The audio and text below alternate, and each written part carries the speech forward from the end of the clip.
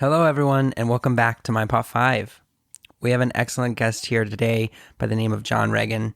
John is an incredible singer-songwriter in the Albuquerque area, and it's a really special guest for me because we actually happen to be neighbors growing up, and I got to see this kid from a very young age mature and grow into the incredible musician that he is.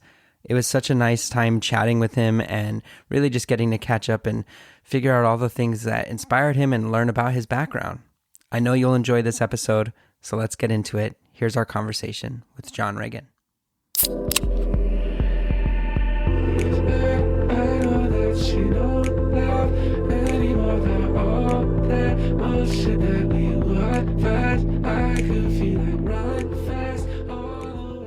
Hello, everyone. It's another episode of My Pop 5. We are here with the phenomenal singer-songwriter, John Reagan, may not be originally from there, but we met in my hometown of Los Lunas, New Mexico. Actually happened to be neighbors when he was a young lad. John, thanks so much for joining. It's a pleasure having you, buddy. Yeah, dude, it's a huge honor to be on your show. I love listening to it, and I'm excited. Yeah, man. Well, hey, let's go ahead and get into it. Like we ask all our guests, can you list your Pop 5 with no comment, no context? What is your Pop 5? Star Wars, Mr. Tambourine Man, Honeybaby, Keep Going Under, The Waltons, and About Time. You had some things on here, man, that I think were really awesome. I've known you to be a very thoughtful, sincere, emotional dude, and like seeing it in the art was also just perfect in comparison of who I know you are as a person and the things that I think have had an impact on you. But before we really get into these things, I kind of want to just chat about your upbringing because I think it's been unique. Can you tell me a bit about your growing up experience and kind of how you got into music in the first place? Yeah, so born in Florida, and I'm like technically from Florida, but I just don't consider myself from Florida. I wasn't there too much. That's the only place in the country where my allergies go away. So it's like you could tell that I'm from Florida. But so my dad was in Bible college when I was born, and he became a missionary. And if people are familiar with this group of people, it was called Independent Fundamental Baptist. Now, that was a really intense upbringing. Loved my parents, but there was a lot that went on there. Extremely conservative, very not aware of, I guess, like stuff going on around the world. It was kind of like everyone was in their own bubble. And so we traveled the whole country and eventually the whole world, as far as Australia, Canada, Haiti. I've been to almost all 50 states before the age of 18. Yeah. Fun, but very lonely. Like extremely lonely. We were meeting new people every week, didn't see the same people. When we did see the same people, it felt so good. But sometimes they were kind of like, they weren't really healthy relationships. So we were so excited to see, at least I was so excited to see someone again because they were familiar, but then also extremely uncomfortable because I was like, I don't really like you as a person, but I know you. And so we're friends, but like, I don't know if we will be friends. It was a very confusing time for me growing up. But it was fun traveling the world and stuff like that. Missed family in certain parts of the country. So much in my own bubble. Extremely conservative and strict. My parents love me really well. They're good parents, but it was not definitely anywhere near a healthy atmosphere, the places I was going in. So I saw a lot of almost occultish behaviors in places we went to. A lot of religious hypocrisy, but then like you would meet like someone who was super religious, but then super gentle and kind. And it just kind of make you be like, okay, maybe not everyone is super, I don't know, narrow-minded or hurtful or whatever. But so it kind of inspired me to just learn more. And so then my dad became an evangelist. And so we were encouraged to talk to people about what they believed and then talk to them about what we believed, which I'm sure was annoying to have some 14-year-old kid come up to you and be like, hey, I believe in God. What do you believe? Yeah. But I think for me, it was a positive experiences because I heard a variety of things that I was just kind of like, man, everyone's trying to figure it out. As a kid, I just accepted everything I heard and was like, yeah, this is right. This is wrong, blah, blah, blah. We're going to do it this way. And then it kind of just opened up to me being like, okay, what do I believe? And how do I go about this? A negative experience inspired me to make a positive experience for myself. Ask myself questions about like, what do I think about the world and seeing different cultures. I remember going to Haiti and just seeing the way that they made music out of tubs and they would just hit it in certain ways to make a certain echo. And David Byrne talks about in his book How Music Works, how it's like genres of music are created based on the atmospheres around. And so seeing that in Haiti they like made certain like beats and certain melodies based on their surroundings. And I thought that was so fun. And so that kind of like opened up my mind to things, and seeing such a culture that was in such poverty. I guess as like a kid, I didn't expect to go there seeing people like creating music. Mm-hmm. It really opened me up to seeing the world in such a way to where it was like, dang, I really don't know a lot. And it's really exciting to get out of my bubble. So help me fill in the gaps here. So you're born in Florida. At what point does your family stop in New Mexico? Because I know that was like at least a ground where they were there for at least a few years. Yeah, we before stopped they in New started Mexico traveling for a little again. while. Mm-hmm. So how old were you when you first got to New Mexico and we met, roughly? When you were my neighbor, I was like 6. I remember you being really little, and Joey was probably a teeny baby or something at that point, right? Yeah, he was 4. And so you have, and sorry for the audience, can you share how many siblings you have and kind of where you fall in that pack? 4 brothers. Mm-hmm. All of us were homeschooled, so that kind of gives you a vibe of what it was like. Mm-hmm. And I am the second youngest. So there's one more younger than me, 3 older brothers. And we would travel in a red van across the country. And we called it Clifford the Big Red Van because that was my favorite show as a little kid. Uh-huh. I was like, our van is Clifford. Yeah. And it was a 15-passenger van. And so that was in Las Lunas where we met. We stayed there till I was about 14 and we started traveling again. Got it. So that makes a lot of sense now. So you, I know, were held off in New Mexico for a little bit. I know Jake was at least adjacent to involved with things, and because he's my age, and so we roughly had the high school experience together, learning each other. And Nate, your other brother, was kind of close in that same area as well. But then you go back on the road. You're back out, and you're going and doing it with them. And how long were you there, and kind of what brought you back to New Mexico? Yeah, so it was another 6 years on the road. Wow. And that was when we started traveling to outside the U.S. Mm-hmm. Australia, Haiti, Canada. Even though we're so close to Mexico, I never have been to Mexico. Mm-hmm. Wow. Yeah. And so what brought me back to New Mexico, though, was just like one of the last trips I took was to Australia, and we had another meeting in New York City. I had all my stuff packed up in like our little, like, it's called a prophet's chamber. I feel like that's such a weird thing to say, to explain to people. But the idea is like, if a quote unquote prophet comes to town or someone who shares the word, they'll get this little chamber of safety, and it's like a home away from home. Right. So we had that, and I stored all my stuff there, and I had it all in buckets. I had my banjo guitar, my guitar, books, game systems, shows, DVD, back when DVDs were a thing. I had it all ready to go. For when I turned 18, I was going to move, and I hadn't decided where I was going to go. We get back from Australia. We're in New York City, and we get word that everything was stolen in that little prophet's chamber, and specifically everything in my room. So just my guitar, my CDs, my books, my DVDs, my game systems, my games, everything. I'm like 17 and a half, and I was so excited to move out, and I was like, where am I going to go? I basically got this set up. And that was all stuff that like I had gotten for gifts or stuff that I had saved up for myself. And I was like, this is what I'm keeping for when I move out. And plus we couldn't own a lot of things. We're traveling so much. Like I can't have a ton of stuff. So I literally had 2 big buckets, and that was it. So it was all stolen. And so then I was like, well, where can I restart? My brothers were already here in New Mexico. So I was like, I'll just restart in New Mexico. But I think too that the lifestyle is really different here. It's more of a slower pace of life. And I always have been attracted to that. And I think it's interesting that happened while I was in New York City. I was thinking about, where do I want to go? Experiencing that loneliness on the road and never really getting to know someone or building on a relationship. I was like, I just got to stick my feet somewhere. I was like, I'll make friends with my brother's friends. I'll meet people who are going to stay in New Mexico. And like, it's called the land of entrapment. It's called the land of enchantment. It's called the land of enchantment, but it's like, as a joke, it's called the land of entrapment for those people, for people who can't get out. But I was kind of like, well, if people can't leave, then I'll build relationships there. But honestly, it was attractive that the lifestyle was just a little bit slower. It's like people aren't as much in a rush as they are at New York City, and there's not that much to do except for sit and have some coffee and maybe go for a walk. You know? And so I was always attracted to that, and I was like, all right, I need to start building relationships. And so New Mexico is just kind of a place to try it for me. Totally. And remind me, I know there's music that travels throughout your family, but was music instrumental in the family? And what was your intro to music and wanting to do music? So my intro to wanting to do music is a part of my Pop 5. Well, let's get into it. Let's talk about it. Let's talk about Mr. Tambourine Man. Yeah. If he's that intro to music, let's hear all about it. So yeah, I definitely was playing music. It's throughout my family.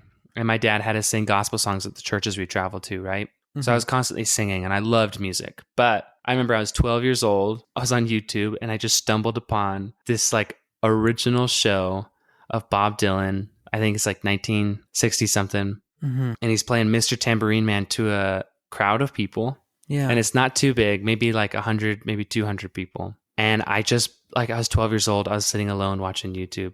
I accidentally stumbled upon it and I cried my eyes out. I had never heard of Bob Dylan before. Now, remember, I grew up in a super conservative, strict home.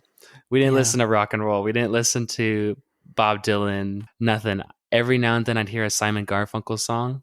So no secular music No secular music at all. All gospel, Christian. Mm-hmm. Even Christian rock was kind of questionable in what I grew up in, which is really, really strict. Yeah. So you're crying. What do you think made you so emotional about that experience? It was like this. It's this song of asking for guidance. He's just like, hey, Mr. Tambourine Man, let me forget about today until tomorrow. Where are you going? I want to go with you. You play me your song. I just sat there and I just felt everything I think that Dylan intended for people to feel, but that you're kind of looking for someone to be like, hey, I don't really know what's going on and I'm not really happy with how things are. You seem to have it figured out. Can I just go along with you? And so the fact that Dylan wrote that song, I kind of looked to him as being like, man, you kind of have something figured out. And you wrote this beautiful song. And so Dylan kind of became this inspiration and this guidance for me. Like he became my tambourine man. And I was like, can I just listen to your songs until I forget about stuff? And then I'll think about it later. And it was definitely an escape. Like I just zoned in to that video. I immediately started bawling, like I said. But I think it was just like this. He's singing to this tambourine man and he's asking for guidance and comfort, even though in the moment he really doesn't feel good at all. Yeah. You know? So that's how it connected with me.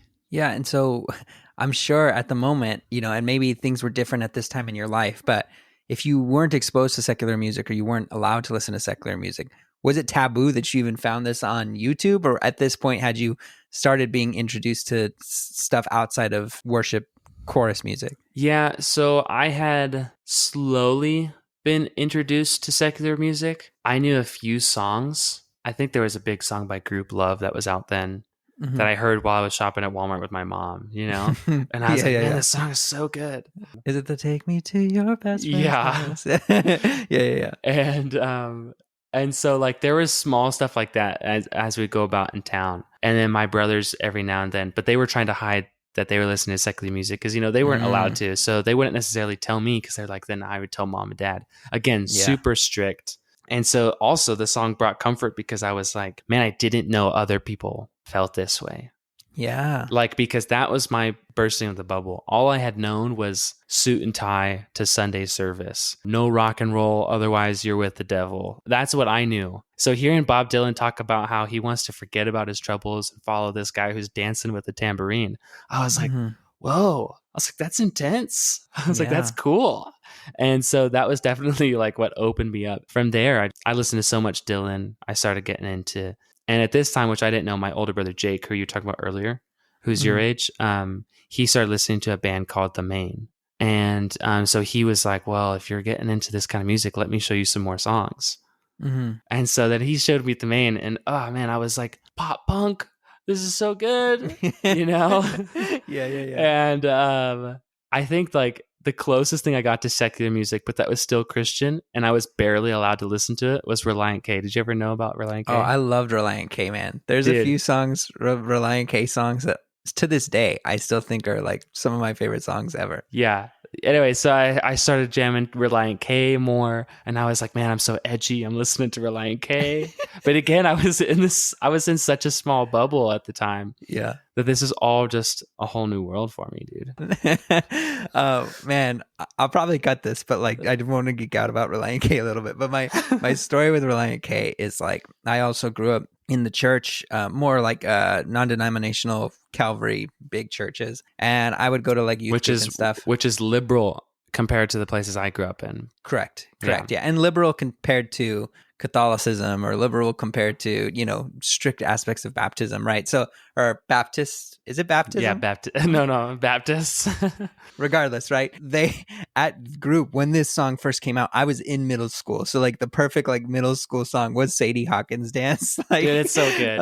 The Reliant K song. Yeah, I mean, and there's just so many of them, like Who I Am Hates Who I've Been, or Be My Escape, or yeah, one of my favorite Reliant K tunes, which I don't even know has any sort of theological elements in it, is called Curl Up and Die, I think. And it's so beautiful. It's one of my favorite tunes. So I'll send it to you after. I don't know if you're familiar with it. But anyway, to come back to Dylan, I'm curious because I know you have such a strong relationship with him and his art and him and his music. And one of the things that's interesting about Mr. Tambourine Man is it was originally written for the Byrds, right? Because he was, as much as he was a performer, he was also a songwriter for other artists. But there have since been multiple interpretations for the tune, some of which have been, he's never 100% confirmed what it's about, but some people might interpret it as Tambourine Man is drugs, or it's, a muse that he had, or a reflection of the audience and demands on the singer, or even religious interpretations.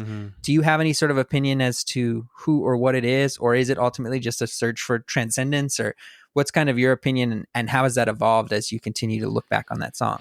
That's a really good question. Yeah, he pretty much hates talking about the meaning of songs. I think he's only done it like once or twice, and he's like, no, you have no idea what you're talking about. This is what I wrote it about. And people don't even know if he's being sarcastic and he's just trolling everyone, Yeah. But specifically with this song, I think that he was just talking about that feeling of loneliness and distraction, which is understandable, that why people are like, oh, it's a muse, it's drugs, it's this, it's that, it's because everyone relates to that scenario differently. But he's probably writing about something specific for himself. He's vague enough to where it's just about the feeling. Yeah. And people are like, yeah, Mr. Tambourine was the drugs that I used when I was at his concert. And so he related, he related to me. Or, yeah, Mr. Tambourine Man is a religious song because I used religion to escape. He wrote a song about escaping. And so people relate to it in what their experience is. For me, it was like I needed to escape but needed guidance. Whether that's what his song was about or not. When I was younger, I really did try to like decipher song lyrics from him and be like, what does he mean? I'm going to be the one that finds out. I'm going to be the one who figures it out. But the more and more I realize, it's like, especially as a songwriter, sometimes I just write lyrics and I'm like, I don't know really where that came from. That's what it means for me. But I was like, I don't know why I wrote that. And sometimes it could just, like, I actually like your interpretation of it. If it's a feeling, right? And it's almost like you gave a name to the character, but it can be both nothing and everything at the same time. You know, it can be all of those feelings. He might have, say, yes, it is all of those things, maybe not directly, but that feeling of, hey, there's something that gives me hope, or, makes me feel like there's something more. I know you also have a relationship with the tune kind of in a similar vein, not to say that it's directly compared, but Mr. Monday, on one of your first records. Yeah. Was that intentional? Do you think it just happened to be like that? But I know it kind of has some similar themes and in a similar vein. And do you think there was intentional correlation, or it kind of was your own personal experience and may have been indirectly influenced by this tune? We'll get back to the show in just a moment. No, this isn't an ad read, but we do have a couple things that we'd love to share. I've been getting quite a few questions about how you can support the show. The truth is you're already doing it by listening, but if you're looking to do a little bit more, the best way is to support our show is to rate, review, and subscribe on Apple Podcasts. Rating and reviewing truly does make all the difference for podcasts, so leave us a review, and in that review, tell us what your Pop 5 is, and we'll read it on the show. Another way to help us out is just following us on Instagram at MyPop5. Anyway, thank you again for listening, and we'll get back to the show. I think indirectly influenced for sure. The more I thought about it, it kind of just made sense that it was like clearly influenced. Yeah. Mr. Monday for me has always been a song kind of about this presence that influences you and influences groups of people to go where you need to go. And so for whatever reason, Mr. Tambourine Man, whoever that was, whether it was a real person or not, it influenced Dylan. Mm-hmm. And he shared that with us. And so then Mr. Monday was kind of like, it was a real person for me, but it was like the things he was sharing with me wasn't something that he had ownership over. And the guidance that he gave me wasn't something that he had ownership over. It was something that he had learned from times past. And he gave me guidance in one of like a dark time for me when I'm growing up. You know, I'm 18, I'm in New Mexico, and I'm learning about building relationships for the first time in my life. That song I was written as like this person who I was like, give me the guidance that I want. There's a line in that song that says, does she love me? It's not for you to know. And it was, play me a song with your future telling keys. Like, tell me my future. What's going to happen? What should I do? Where should I go? And so it's kind of like a song asking for guidance, but not getting the guidance that I want. And just the pain and experience of that. It's real raw and emotional for anyone who hasn't heard it. I wrote the song on the spot while we were recording it because I was like, I think I just had a panic attack. At the time, I didn't know what panic attacks were. I was pretty ignorant in that realm of things. And I just said to my producer, hit record. And we had the microphone in the other room and I just played. And I literally was like walking around the room, writing lyrics and singing that song. It was indirectly influencing Mr. Tambourine Man. And as I look back, I was like, oh, wow, there's that connection. But I think a lot of songwriters that I look up to have like this guy, this influence of something. And maybe Dylan doesn't even care about this song that much, you know?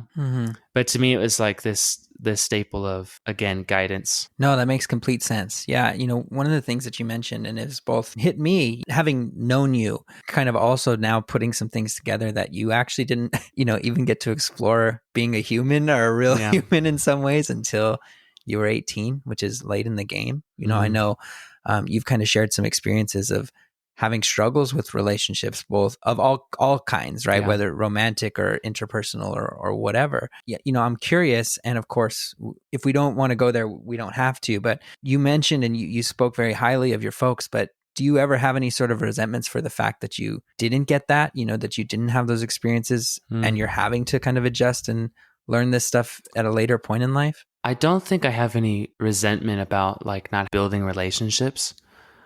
I wonder if there's this unhealthy tendency in churches for missionaries, for people who go out of their hometown and they go to different places, if it's almost like they're escaping their own problems and they're escaping their own life and their relationships. I wonder if there's this idea of like, okay, we can start over, we can start fresh, and God is going to move in us to inspire these people. And I kind of wonder if it's using God to run away from your origins.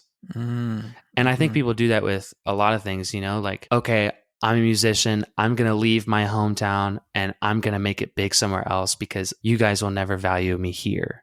You know, so I wonder how many people actually, whether it's, you know, for religious reasons or not, again, talking about escapism with Mr. Tambourine Man, like everyone related to it, like, oh, he's talking about it in this way. Why do people leave their home? Yeah. It's not bad to go start a new home. It's not bad to go start a new chapter, but why does that happen? And so I think for a long time, I just kind of have wondered with my parents and be like, why do we move so much? Like, why can't we? I remember as a kid being upset, being young and being like, man, my brothers are in New Mexico and they were my only friends. And so it was so difficult. I have a song called Homeless and it says, drive away, look back, see my brother, hoping I get one more day.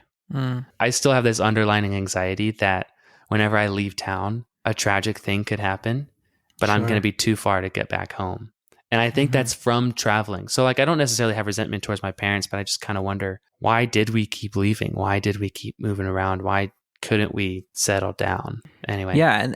And that's healthy. And I don't mean to project maybe what my feelings are or would be in those types of situations, but I think it's kind of normal at a certain stage of your life to look back and there's that shattering realization like, oh shit, my parents are human, right? And they also have flaws and mistakes at the same time. And I can only speak for myself when I say, when you have those moments where I was resentful or upset, granted, I can have a shit ton of gratitude for the things that they have done for 100%. Me. And a lot of gratitude for who I am today because of that. But there are also moments that it's human to also wonder like, but what could I have been if I had X or if there was something that was different? Yeah. And what you're talking about now, that anxiety and pain that you still live with, when you think about leaving, like that came from those decisions, right? So Yeah. I'm not saying that you should look on it negatively, but I find it both admirable that you don't, right? Because I think it would be normal to Thanks. feel, something there to be like, I wouldn't feel this way if that didn't happen or if I wasn't in that life circumstance, Like I definitely don't look back at those days and be like, man, those were the good old days. I don't at Right. all. I don't want to go back to that. There's a lot of like this like wandering kind of heart that a lot of people my age have. They're like, I just want to go travel. I just want to see the world. And I'm kind of like, I sound like a bummer whenever I tell it to people. So I had to stop because they're like, man, you're kind of a bummer. But I was like, man, there's like no fun in it. I was like, unless you're going with people like you really love and you have a goal and stuff like that. But if you're just going to just kind of escape, I was like, it's not going to be worth it, And people will look at me and they're like, that's weird. So I don't, I don't look back and be like, man, I'm so grateful for that time. I'm really not, but I'm also not resentful about it. I'm just kind of like, well, it happened and I need to start planting my feet somewhere and growing somewhere and learning now because I feel like I'm already too behind. So if I stay stuck in those days and angry about those days, I feel like I'll only fall more behind. At least that's how I feel. I feel behind. You know what I'm saying? So yeah, no, and that's 100% fair. As I'm thinking about it too, there's something there about having a sense of community, like you mentioned, and wanting that sense of community because it's not something you ever grew up with. And there is something there too, and I think you captured it well, of anytime anyone wants to leave, it is for escapism, right? And sometimes that's a good thing for some people, right?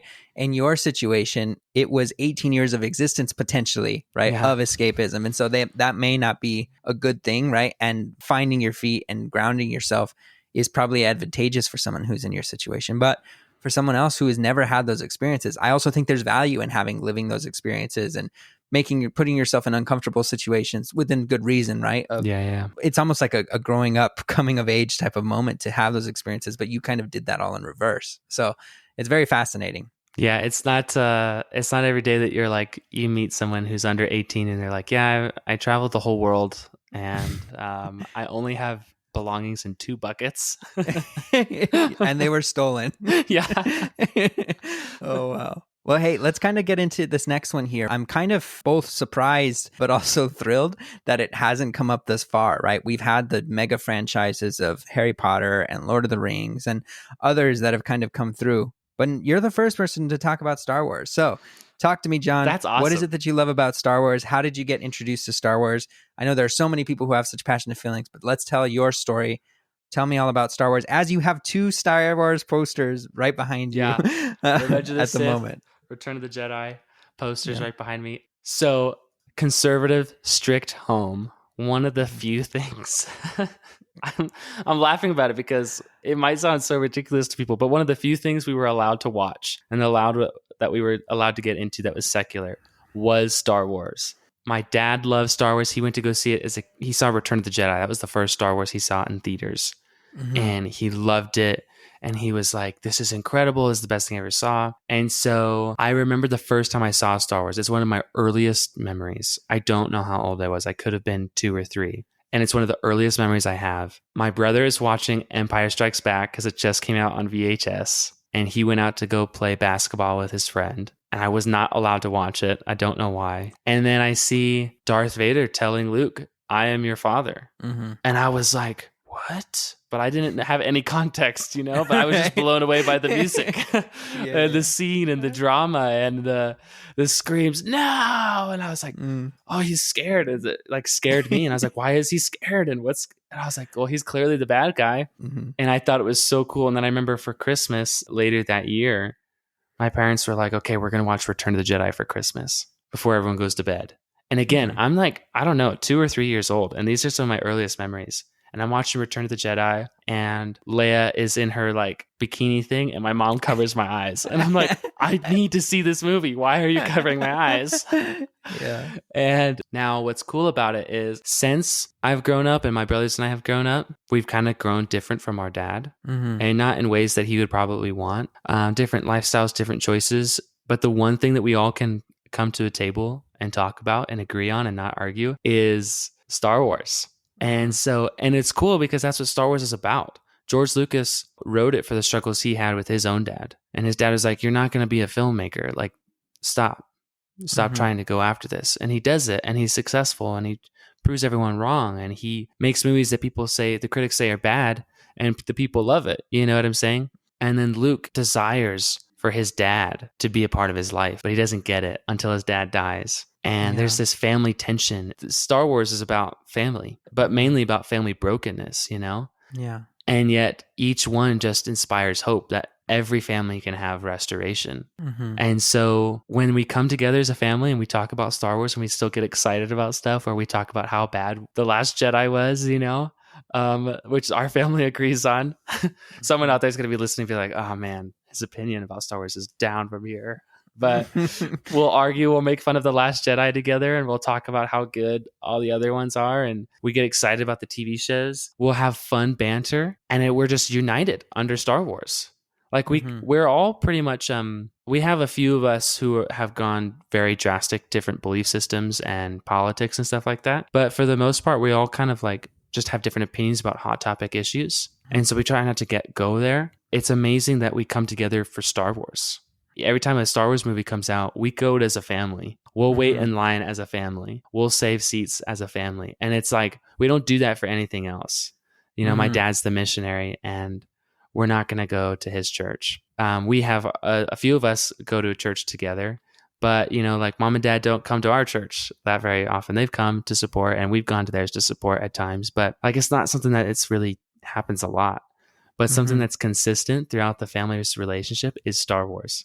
It's interesting because people will say like, guys, it's just a movie franchise. It's just this. And it's like, yeah, it is. Like if they make a bad movie or if it doesn't meet expectations, that's okay. But at the same time, I don't think we're the only family like this. You know, it has brought a lot of families together, a lot of people together. And it's cool because they are just movies, yet they gave so much power to not one generation, but three. Yeah. You know, and it's still creating, and people are still getting attached to it. But there's big blockbuster franchises that people come together in, but they're kind of like one generation, except for Marvel. Marvel's kind of now taking on that thing of going multi-generational as for however long they keep making stuff. It's the only one so far that have just continued to impact each generation to come after its release. Another thing that's super cool is that my dad didn't grow up with his dad, his biological father. And found him on Facebook, I think in like 2011, 2012. Wow. It might have been a few years later, actually. But the thing that was cool is that they don't agree on religion or politics. But what they agree on is Star Wars. And his dad was at the 1977 release. He's like, I waited in line for 2 days. He's like, I saw it and then immediately got in line to go see it again. My grandfather, who I don't really know, who came into our life through Facebook, who believes such drastic things that no one in our family believes, and we're very different, and it's weird, you know? And then my dad, conservative, religious missionary, and then us brothers, you know, who have gone into 5 different directions. We all come together on Star Wars, and so I love it, dude. There's that YouTube video that this random YouTuber made, and it was so popular and loved by people that Lucasfilm actually like put it on StarWars.com and advertised it themselves, and it was called Star Wars Poetry. And there's a behind the scenes clip. I don't know if you've seen it. And George Lucas says it needs to be poetry. And he's talking about the prequel movies from the originals. And so then he plays scenes that are just like so similar, different stories, the father and the son going through the same thing at the same age, but in different scenarios, wanting the same thing and have different endings. And it is a poetry through film and cinematography and relationships. I love it, dude. I could talk about Star Wars all day long. I just got Lego Star Wars, the Skywalker Saga, and I've been playing it. Dude, it's so good. Dude, me too. I was going to say rather timely because I've been stoked about Lego Star Wars ever since they announced it like a few years ago. And those are like the games that I grew up with. Just for context, I'm John, Daniel, it's so good to meet you. Sorry, I was That's having all right. some technical issues. I'm 25, so I was born in 1996. So I kind of grew up on the prequel trilogy. Which I love, by the way. Yeah, me too. No, I love it so much. Those are still like some of my like comfort movies. But I grew up on the first Lego Star Wars. I had that on PlayStation 2. And then ever since then, like I've always been super into like all of the Lego Star Wars games. So I was gonna ask you actually if you had played that one, because I've been stoked on it for years. I didn't know that the original Lego Star Wars existed, and I got it as a Christmas gift, and I was like, no way. And it was for the GameCube. So I threw it on the GameCube, and man, I played that game until I got 100% on every level, every character unlocked. I think I never unlocked like one character, and it still bothers me to this day. But it was a part of the game system and the game and my memory card for the GameCube that was stolen when I was 17. Oh, wow. And then I had Lego Star Wars 2, which is the original trilogy. And I was like, this is so good. And then they released the complete saga. And I had that for the Wii. Dude, such good games, but they're so funny. They're so much fun. They make you relive the Star Wars game, the Star Wars movies. I think that's why so many older people, number one, they're getting the game for nostalgia, but also because there's so much love from the Star Wars franchise in it. And so it's like, if you love Star Wars, you want to play it. You want to get the new humor. You want to get the new jokes. You want to be able to laugh at awkward things in the movies, you know, because they're not perfect movies. But dude, they're so good. I think my favorite Star Wars from Disney is The Mandalorian. Same. From George Lucas, it's a toss-up between A New Hope, the original, and Revenge of the Sith. Oh, wow. Yeah. Nice. No, and I was going to say, like, I feel like the popular opinion is definitely Empire Strikes Back. And I think that it's between Empire Strikes Back and Revenge of the Sith for me, for sure. Yeah, I love Empire Strikes Back, but I'm like, what made Empire Strikes Back? A New Hope. What made you excited to see Empire, you know? Yeah, that's true. Well, John, we want to go ahead and get on to your other topics here. But before we do, I want to make sure, because you have so many Star Wars opinions, we ask just a couple quick rapid fire questions. So, you know, a sentence or two to answer these, and we'll kind of go through them, okay? All right, John, favorite Star Wars characters? Name up to 3. Obi-Wan Kenobi, Qui-Gon Jinn, and Ahsoka Tano. Okay, awesome. Favorite Star Wars moment? Pick one favorite Star Wars moment. Obi-Wan Kenobi saying, I have failed you. And also kind of going back into the moments about why he fails Anakin. Because it's like, what do you mean by that? But that one sentence, I have failed you, Anakin. I have failed you. There's so much there. Totally. Last question here. You mentioned you dislike Last Jedi. One sentence, why you don't like the movie. Inconsistent with its own plot. All right. Well, we'll go ahead and get on to your next thing here. Okay, Daniel, we're going to be great friends, bro. Yeah, for real. Off to a great start. Let's go ahead and get into your next topic here, John. And that is an incredible movie with Rachel McAdams, Domhnall Gleeson, called About Time. Tell me about your intro to this and why you love it. Yeah, About Time. My intro to it, I was with a friend and they're like, oh, do you want to throw something on Netflix? And I was like, yeah, like, what do you want to watch? And they're like, oh, throw on About Time. That's a good, like, romantic comedy. And I was like, all right, cool, I'm down for whatever. Sorry, real quick, what's your relationship with this friend? Because this is a very romance-heavy movie. Yeah, we were talking at the time. Okay. Yeah, but I was not happy in that relationship. Okay, cool. And then continue with your story. I was literally down to watch whatever because I was done with whatever they were going to say. Yeah, we're watching About Time, and she falls asleep, and I'm watching it by myself, and I break down crying like 3 times in that movie. Have you guys seen it? Yes. Yeah, watched it for the first time, actually. Heck yeah. It's kind of like the plot's been done before. The husband, the guy, is a time traveler, gets this girl to fall in love with him, which just so happens to be Rachel McAdams in every single movie that's been done about that topic. Yes. This one just, man, it got me. It like really hit the heartstrings. For the audience, About Time is an incredible movie about a man who learns that his family has a specific, unique power to be able to travel back in time. And through this, you find this character basically using his powers, or so to speak, to find love. Of course, the leading lady is Rachel McAdams in this film.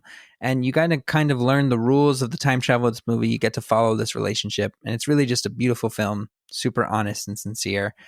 John, my main question to you was, what was that intro to it, which you kind of got into with your story, but also what did you love about it? You mentioned an emotional breakdown 3 times. What captured you about the film? What made it so impactful for you? Yeah, so there's these moments where he has these like rules where he can't go back in time at certain moments because then he'll change things. His sister gets in a car accident, which seems to be like there's some sort of alcohol abuse. And so he goes back in time to make sure his sister doesn't get in the car that day and that she's drunk, but she doesn't get in the car. And at this time, he has a wife and daughter. But when he goes back in time to do that, he goes back to the future and he goes home to a scenario he's already lived through. And he picks up his child and it's a different child. And my heart just sunk. And I was like, oh, I didn't think about that. If he changes something, then he's not going to have the same circumstances that would make that child be alive. So it was like this moment where he picks up his child and it's a different kid. And he's like, I don't know who you are. And this is not the child that I fell in love with. So he goes back and he lets his sister get in the car accident. And he's like, because I loved my child. And he's like, and I love my sister. But it's like that moment, like when you're a kid, I feel like everyone gets asked this. If you had to save one person, they're both drowning, who would you save? And you're like, well, I really hope I never am in that scenario. And he's kind of put in that scenario in this movie. And so that was a moment where I just broke down. There's also the moment where he meets his wife, but he loses her information because he goes back in time and realizes that her number doesn't go with him back in time or something like that. Another painful experience, like what happens if you do meet the person that you want to spend the rest of your life with, but you lose your chance. You can't go back in time. He got to go back in time. And so it's like this you're hoping for him to work things out and you want to, but what makes me love the movie so much is what makes this movie different from other time traveling romantic movies is the relationship with his father.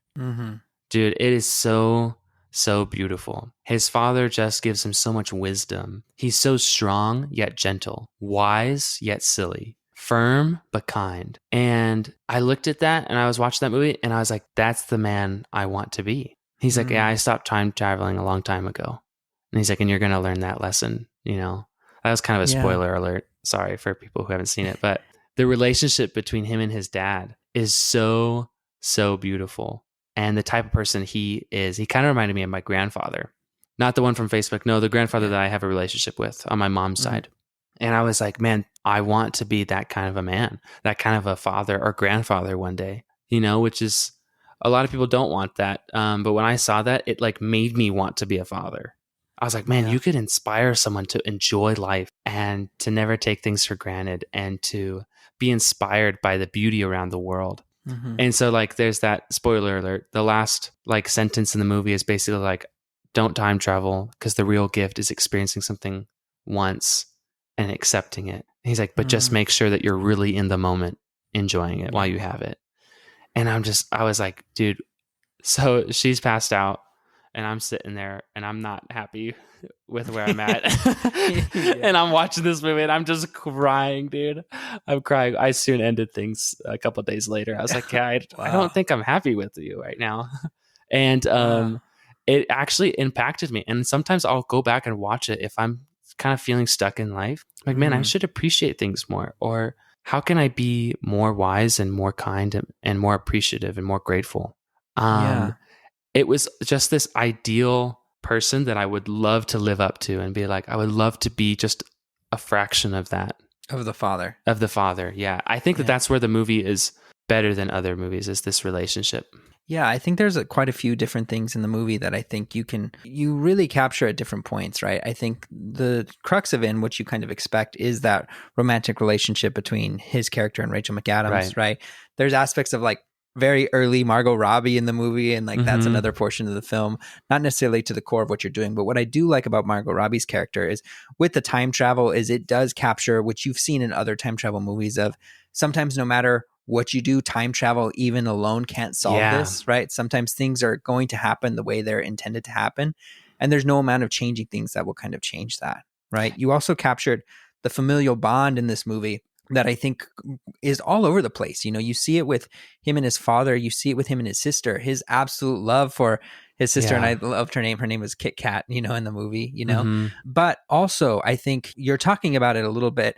And before you get to the place, and we've done enough spoilers warnings, but before you get to the place where the ending is be in the moment, experience the world as it is, have gratitude and appreciation for every moment, because they are so precious.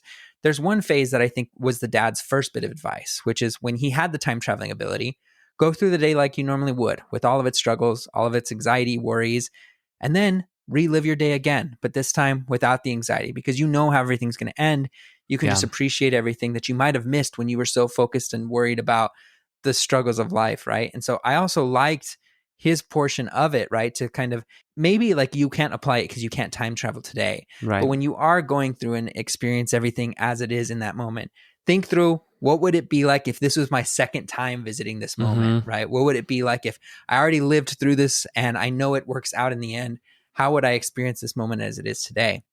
What I find interesting is that in your situation, it made you realize I need to make huge amounts of changes, not only from a mental position, but the relationships that you were keeping. So very fascinating. Yeah, I was in a rebound relationship.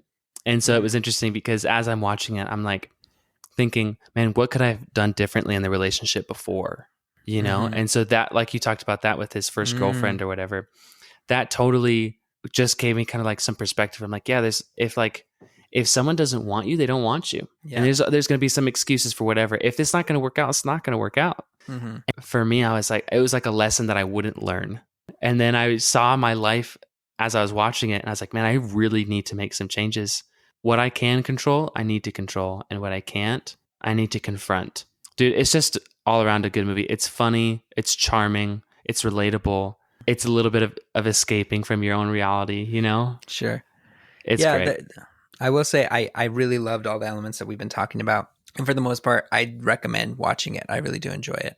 There are some things I don't like about it, in that the Rachel McAdams character, after they get together, becomes very one-dimensional. Like she's just the wife and carrier of child. And maybe that's because, like you mentioned, it's more about the relationship between him and his father towards the end, but I kind of don't like how they played her.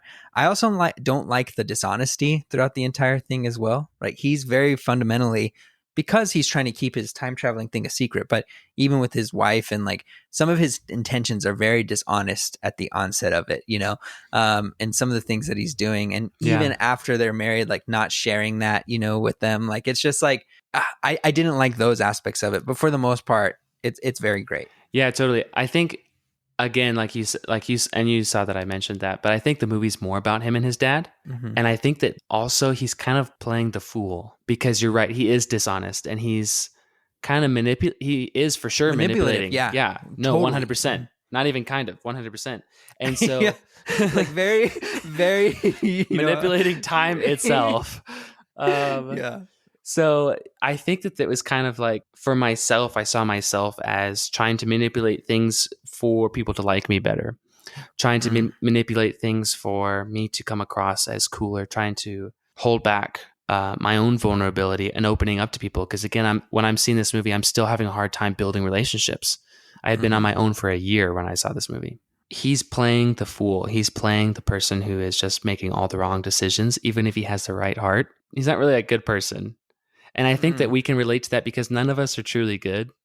We all have, we're selfish. Yeah, we have all of our selfish little things. At our core, we all have a wonderful purpose and meaning, and every human life matters. But we all have these little manipulative things, So I think the movie wants you to relate to him with your own mistakes in certain ways. That's why I said the father's almost like this unreachable character, because he's not, he doesn't play the fool. Yeah, and he very much is not selfish because, at the end of the movie, he makes a decision that, if he were to have traveled, he would have been in that same scenario where he would have lost his two kids. Yeah. And so he made a very selfless decision that ultimately impacts his well-being, if you will. Everyone wants to be the dad, but everyone ends up being the main character. Yeah. No, anyway, I do think it's a, great movie. And I loved hearing your perspective and kind of how it was impactful for you. So thank you for sharing that. Yeah, but I get what you don't like about it. Yeah, no, sorry. And that's to say, I started by saying I think it's a great movie, but if I did have criticisms, it would be those, right? Those are good criticisms. I agree with them. Thank you.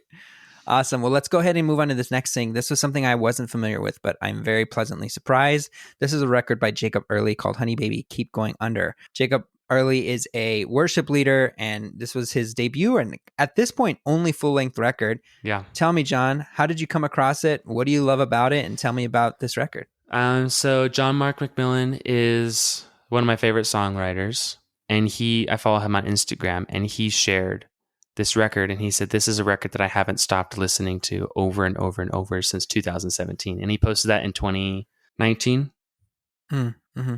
And so I was like, man, it must be like really good. I was so inspired by each song on the album, and I still am inspired by it. I'll still listen to it to this day, and I'll be like, I didn't even notice that was in there, or what a beautiful way to produce this, or what a beautiful lyric. I think the album cover is cool. It's real simplistic and nice shade of green that I don't see really often. I think it's cool when people are able to get an album cover to look like something you haven't seen before, and yet it was so simple. That's just something small, but it's like a love album with life. So like you said, he's a worship leader. So he has some songs in there about God. I think he's got like one or two. He has some songs in there about his wife. And he has other songs in there about his family.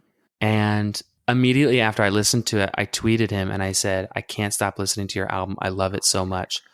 I'm a songwriter and would love, I was just shooting my shot. And I was like, and I would love to get your input on some things. He messaged me on Twitter like 5 minutes later, sent me his personal email, and was like, send me some demos. Let's talk about them. And I was like, what is happening right now? And so we've had some conversations, and he's listened to all my music, and he's like, yeah, dude, you're doing a great job. Keep it up. And he's like, maybe switch this here and do that there. He's like, maybe lower the mix there, whatever. I try not to email him too much because I don't want to bug him. But I want his opinion on everything because I'm like, this guy, respect him. He produces all of his own stuff. He uses the instrumentation all of himself. He's so wildly talented. Again, you know me, I love lyrics. He has these lyrics that says, and he says, how those normal things, they go up and down and around through your head and through your mouth. And so at first he's talking about a washer and dryer, and he's like, it's a normal thing. He's like, just like your thoughts going through your head and through your mouth, up and down, all around. But this song is a love song. And he's like, I'm falling in love with you in a new way today. And he's like, but it's so normal. It's not overhyped. It's not over romantic. It's not over special. And he's like, it's just normal, just like the laundry. It goes through my head, around, and out my mouth. Yeah. And I remember hearing that, and I was just like, how did you think of those lyrics? How did you turn the washer and dryer into something so beautiful? Something so mundane and kind of something that we all try to ignore and stay away from. I was like, how did you do that? And there's moments like that throughout the album, but that's my all-time favorite lyric on the album. So what that album did for me was he influenced me to be a better producer on my own music, to like really put some thought into how things sounded. Prior to speaking with him over Twitter, I had just put out acoustic songs. So like I didn't really need to be too heavy on producing, right? It was just my vocals and a guitar. But then it made me want to like make different genres and kind of experiment. So I threw out 2 songs that were heavily mixed and threw some auto-tune, and I was just experimenting and messed with some sounds. I'm really proud of those because I was like, I made a song sound a way that I wanted to, and it sounds real funky and clanky and stuff like that, but it inspired me to do more with my music, and it continues to inspire me to do more. It also inspired me to be so intentional with what I mean behind my lyrics. Before, I would write about what I'm feeling, which I think is good and important, but that opened up the door to be like, because Bob Dylan's very much like, the sun isn't yellow, it's chicken. And it's just a lyric he throws into one of his songs. And he's like, doesn't explain it, doesn't try to do anything with it. He's like, that's what I wanted to write, so I wrote it. And Jacob Early is so precise. And so I wasn't used to that. I'm used to the Dylan, wild, emotional, poetic and cryptic and mysterious. And this one was just so to the point. But it was very poetically and beautiful put to the point. And I was like, man, I want to write songs to where people know exactly what I'm talking about. Yeah. And get it. And it's communicated effectively. It made me want to be a better communicator through my music and through my lyrics. It's such a solid album. Yeah, no, what was very surprising to me was I went into it blind. Well, first of all, because he's what I found interesting is he is very non-promotional, if you will. Like He really if is. you're Yeah, not no. searching for this record, it's hard to find it, right? And I think like even finding stuff on him, he's very private, right? So understanding he is a worship leader and works in North Carolina, it's very hard to find any details about him or his stuff, right? So on first listen, I really went in blind because I was just like, I don't know what this is. I look it up on Apple Music or whatever, and then I'm listening, and I was like thoroughly impressed. And I'm like, this is a great record. I didn't know he had anything to do in the religious space until after I started doing research on the record after listening. But yeah, I was so, it's so melodically sound. The record throughout is packed with emotion. You already called on it, but it has such incredible production. Yeah, I was just so blown away, and all while not thinking it was anything other than a secular record, because I didn't catch almost any of it, religious elements until maybe on a second listen after I kind of learned a little bit more. But yeah, I was just also blown away and just really surprised that it's very egoless, right? He released this record, and not by saying, hey, I'm going to be, and this isn't a diss on anyone, but like, he's not like, I'm John Mayer, I'm going to be the star of this thing. Or even in the religious space, he's not the Phil Wickhams or the Jimmy Needhams or those people in those world, and not to say that those people have big egos, but he's not trying to be the artist. He just created this for art's sake is almost what it feels like. No, exactly. And I that's another thing that really inspires me about him. And he does a ton of production on other artists, and he's done such an incredible job. And so you're exactly right. Even the opening track just kind of like makes you see kind of what his heart is. Mm-hmm. And the lyrics are, you have me wrapped up, you have me inside and out, you have my heart tied, you have my love out, my heart's on fire and I can't put it out, you take me higher, you have me inside and out. And it's just like, he's like, you're so incredible that you're making me feel all these wild things. And he says, you're totally worth my while. I don't know if you guys have ever heard someone say this to you, but it's like, that's not really worth it for me. Mm-hmm. Or that's not really worth it. And the opening track, he's like, you're worth my while. Whether it's a love song or it's a song to God. Yeah. It's like anyone can relate to that moment where you're like, you find something, you're like, this is worth it. And yet he's talking about something so beautiful that could apply to a few different things. Mm-hmm. And it starts off the album strong, and it's like has this really cool beat, and it's echoey, and dude, it's just so cool. He's a wonderful guy. He's so kind. He's super humble. And he just dropped a new song called Good Heart Gone Bad or something like that. Mm-hmm. And it's about his father passing away.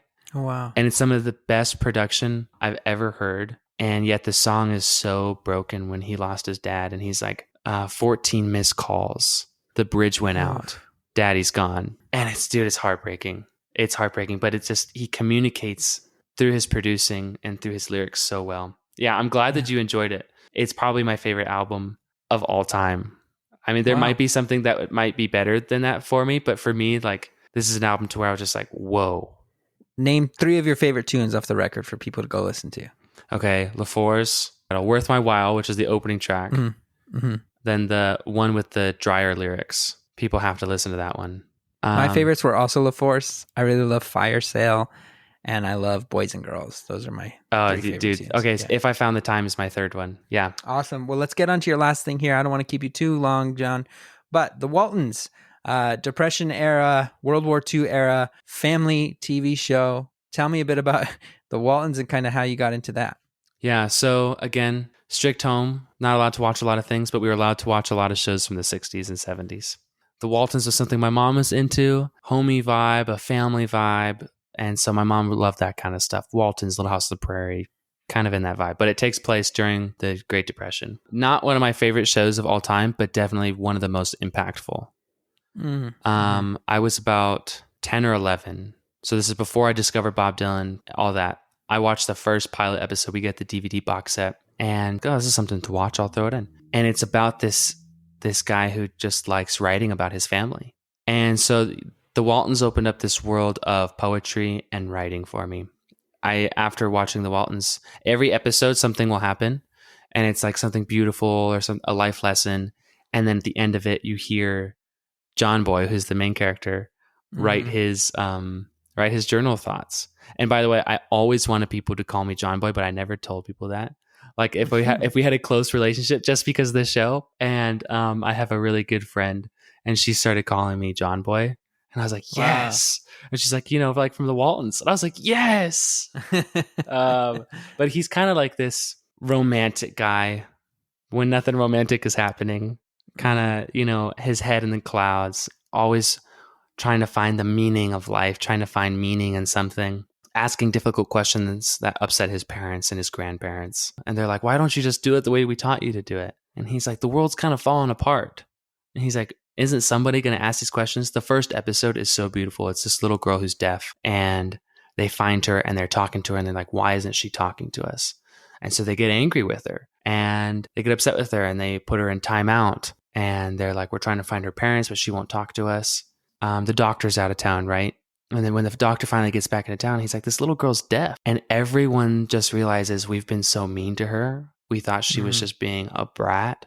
But John Boy was always nice to her. John Boy was like, something's wrong. Like, I think we're misunderstanding what's happening here. We got to protect her and care for her. And he, holds her hand and talks to her even though she doesn't talk back. She smiles when she's around him. And she's 4 and he's like 16 years old maybe.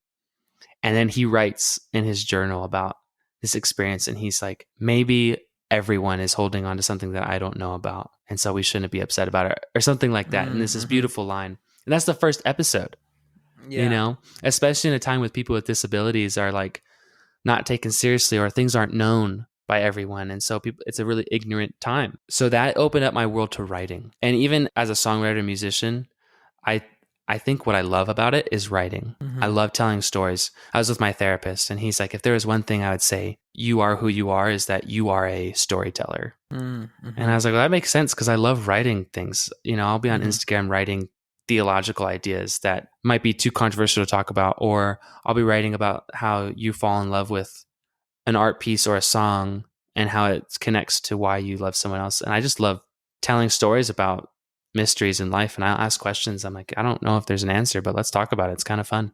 And that show really opened that up to me. Wow.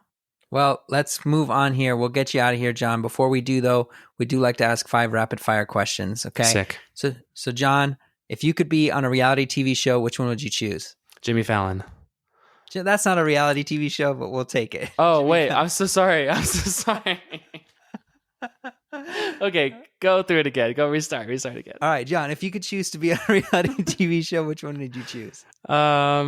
Keeping Up with the Kardashians. It's the first thing that came to mind. Terrible answers. Anyway, you get a lot of exposure. If people have never consumed any of your pop 5, what's the one that you'd want them to go experience right now? Jacob Early. Wow, not Star Wars. Yeah. Yeah. You're all, at this point, if you've missed Star Wars. If you've missed Star Wars, you're so behind. Yeah. In the spirit of About Time, what's a moment that you wish you could experience again? I watched Howl's Moving Castle a couple months ago with my girlfriend, but when we were just friends. And it was cool. But after that night, we were no longer like just friends. So you want that moment again? It'd be kind of nice to have that moment again where we're like, wait, do we like each other? Or are we just friends right now? That would be kind of nice to go back to. That'd be fun. Awesome. What's something you'd say you learned about yourself during the pandemic? That I can be alone. That's awesome. That's awesome. And lastly, what advice would you give to others who want to start making music? Make it yourself. Be proud of that. Be okay with being you rather than trying to sound like your favorite artists. But also have fun. If you want to sound like your favorite artist and that's who you are, then do it. But just I would say make it yourself and have fun with that experience. Awesome. Well, that's it, John. But before we go, anything you want to promote, or where can people follow you? You can follow me on Instagram, John Reagan Music. Reagan is Reagan. You can follow me on Spotify. My band is going to be releasing some music, which we've been kind of absent for the past 4 years. And we only released 1 single, and we're releasing some more stuff soon. So that's fun. It's different. Yeah. I can't believe I didn't mention this. Audience, before I let John go, my favorite song that he's ever written is with his first band called Island Center. It's called Unexpected. I'm going to play it here at the end of the show because it's so amazing. But thanks, dude. I love that tune. Yeah, one of my favorite songs. But John, thanks so much for joining us. It's been a pleasure. Guys, thank you so much. Yeah, we'll talk again soon, okay? Cool. Thanks, guys. that'll do it for today's show. Thank you so much for listening. We are going to be going out on this last song, which is called Unexpected by Island Center, John's band. Before we do, though, just one last reminder. If you like what we're doing here, please show us some support. Follow us on Instagram at MyPot5, rate and review us on Apple Podcasts or Spotify, and as always, share the show. Tell people all about it. We'll see you next week, but until then, what's your Pot 5? When you lay close to me, I'm still unhappy. What's this dream of mine? I don't think I have the time to explain it. It seems to control my existence. Never I get close